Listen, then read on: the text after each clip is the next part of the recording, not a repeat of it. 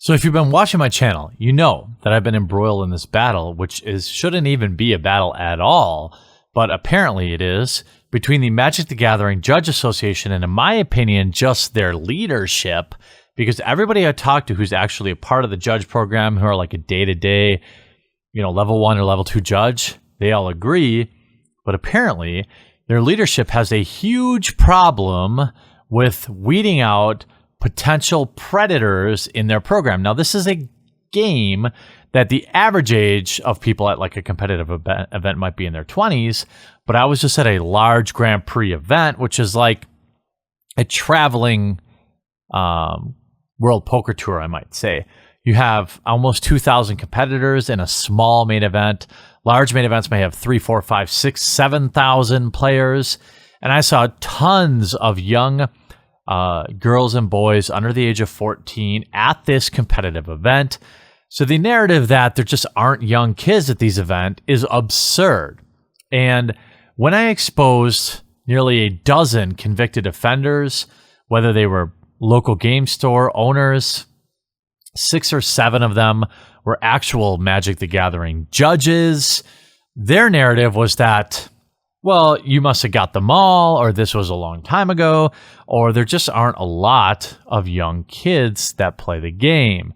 These are all disgusting deflections about player safety. I don't care if there's only one 8-year-old in a building of 5,000 people. If you have convicted offenders in positions of power over them and you refuse to background check and eliminate these people, you look like you're hiding something. And that's exactly what happened.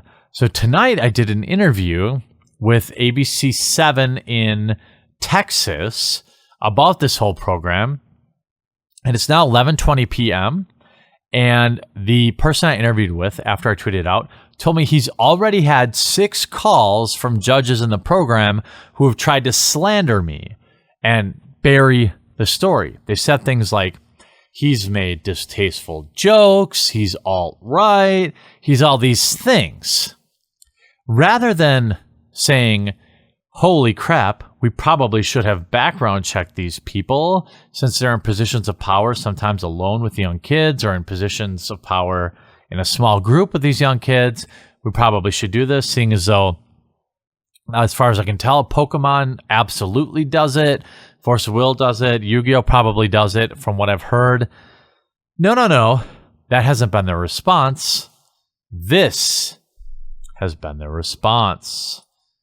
Dear judge community, as a consequence of attempts to damage the reputation of Wizards, the judge program has had to face loosely veiled accusations of having offenders in our ranks. Okay, you read that, right? Loosely. All right, that's what they're saying. It's not real, it's fake. Let's just open this up so we can dispel all, right? James Roshina Jr. owned a game store offender. John Phillip. I'm just going to go to judges. Just judges, okay? Carl Cook, level 3 judge. 13 offenses. 3 counts of SA on a child under 13. 5 counts with a child. 2 charges of making CP. Jason Powell, level 2 judge. Judge for 10 years. Pled guilty. 12 years in federal prison. Possession of CP. James Cormier, store owner. Ross Prasnier, convicted. November 24th, still active as a judge as of 2016. Okay? Sam Straus, level 3 judge, pled guilty to electronic means for CP. Okay. Jason Long, Magic judge, charged with abusing a teenage boy. David Park, Magic judge, level 3 judge, sentenced to 3 years in December 2015 for taking advantage of 2 of his teenage students. The list goes on and on. So what they're saying here is loosely veiled accusations, and we know the truth. This was done by involving current and former members of the judge program in a series of messages that were intertwined with messages about crimes. You can read our previous statement about it. The behavior is potentially damaging. So this is about me. This is about me exposing it. I'm damaging the judge community. You didn't have a terrible policy that allowed predators into your myths. No. It's me, the guy that posts Pepe memes, that's causing harm.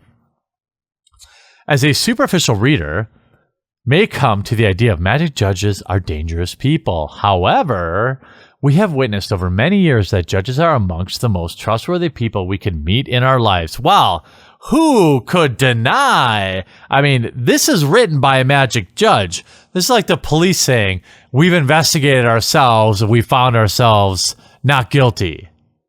Okay? How do you even write this article and think people are going to believe it? And of course, in a community of 7,000 people, there may be some bad eggs. And the judge program has already had a mechanism in place for years to remove these people. That is absolute bullshit. I showed you judges that were convicted that still worked as judges after that. You yourselves admitted that you knew about somebody who was convicted in June or July of this year and did not remove him from the program. You are disgusting. This article is disgusting. You are lying. I continue. The program coordinators are aware that there are many questions to be answered. Unfortunately, we do not know all the answers. We do not even know all the questions at this point. We're just doing the best we can. Hey, we can't bother to run a 2-second screen from a publicly available list. We're busy. It's important to keep the magic community safe for everybody. We believe in this goal Wizards is aiming for and agree with this goal. However, the system as presented has some flaws and uncertainties that need to be addressed. Background checks will work differently in each country. We want to encourage judges to share their knowledge and findings in this matter with other judges. Nevertheless, please do it in a responsible way. Do not communicate anything you simply heard, but instead look for the source of that information and share links to official websites. Otherwise, a lot of good intentions may lead to a network of disinformation. We want to also encourage judges to collaborate and support tournament organizers. This is as unexpected for them as it is for us. How is this unexpected? You work directly with minors in a position of power, and you're acting like a simple background check is asking for your DNA family history going back 5 generations. Never go outside of the law or risk your safety, but help TOs when it's responsible. At this time, we need to realize that the judge community is really large and will continue to grow as the game grows. We need to put in place some mechanism to keep our community safe from the wrong people. These mechanisms need to balance security and respect of the individual privacy. Bullshit. I don't care. If you're on the offenders list, you have no right to privacy. That's why that list is public. You people who wrote this are disgusting. Those mechanisms need to balance security and respect of privacy, but in the end, we need something. We believe the inclusion of fair and efficient mechanisms to keep dangerous people away from Magic will be positive for everybody. We don't have any new process to announce today. We are working on what we can do to help everyone. Why don't you run a $10 background check? Here's what happens. You're one of 7,000 judges. You volunteer your time. Here's what a normal person would do. This test costs you $10. Here's a $10 Magic the Gathering promo. Here's a $20 Magic the Gathering promo that we have closets full of at Wizards of the Coast to offset the cost. Before you work any event, you will bring a printed copy of your clean background check that is no less than 1 year old. Problem solved. Name one problem with that. Or are you being disingenuous? Because after all, the judge program falsely flagged down my GoFundMe. I created a GoFundMe. I put $1,000 of my own money in it, and Magic judges flagged it down and said that I wasn't going to give them the money and that it was disingenuous. bullshit.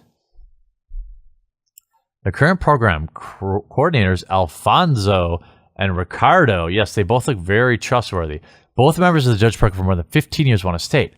The vast majority of judges we have personally met are among the most trustworthy, honest, loyal, and kind of people we want to meet in our lives. Then why, for example, Jason Long, who was convicted not once, but twice as a offender, would you consider that the type of person you want in your life? Would you want the type of man who is DCI banned for harassing other judges in the program? Because I met one of those judges this weekend at my private event, and he told me that Jason Long harassed him sexually. I assume you must be saying that is the type of man you want in your program, because that is the type of man you're covering for. The judge program is disgusting. It needs to be gutted. I no longer support it in any way. Everybody from the top down needs to go, including the people that got the email about a convicted offender in the program 6 months ago and did nothing. You people are disgusting.